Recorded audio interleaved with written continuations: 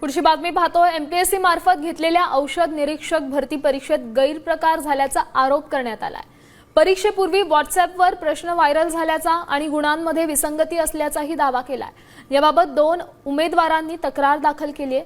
दुसरीकडे एमपीएससीने पेपरफुटीचे सगळेच आरोप फेटाळून लावलेत आणि या प्रकरणाची पडताळणी केली जाणार आहे। मात्र तथ्य नसल्यास अफवा पसरवणाऱ्यांवर कायदेशीर कारवाईचा इशाराही आयोगाने दिलाय।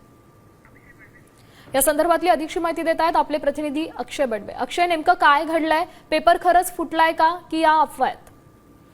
नीट पेपर फुटी प्रकरण ताजं असतानाच आता राज्यात औषध निरीक्षक भरती परीक्षा पेपर फुटीचा आरोप जो आहे तो विद्यार्थ्यांकडून आता करण्यात येतोय। खरं तर ही परीक्षा जी आहे ती 22 मार्च रोजी करण्यात आली होती आणि याच वेळेला 2 दिवसापूर्वी हे पेपर जो आहे तो सोशल मीडियावर व्हायरल झाल्याचा आरोप जो आहे तो विद्यार्थ्यांनी केलाय। 100 पैकी 90 प्रश्न जे आहेत ते सोशल मीडियावर व्हायरल झाल्याचा दावा विद्यार्थ्यांकडून करण्यात आलाय।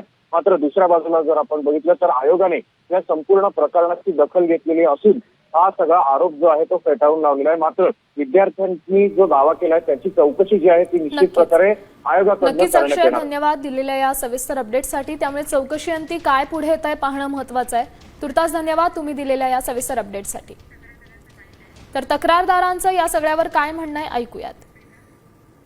जे मेन विषय होता की 22 मार्चला पेपर होता तो त्यांच्याकडे 20 मार्चलाच पोहोचला, तर त्याचे पुरावे आपण दिलेले आहेत। तो सगळ्यात महत्त्वाचा आहे। यामध्ये जवळजवळ 20 ते 25 जणांचे नाव त्यांच्याकडे आतापर्यंत आले।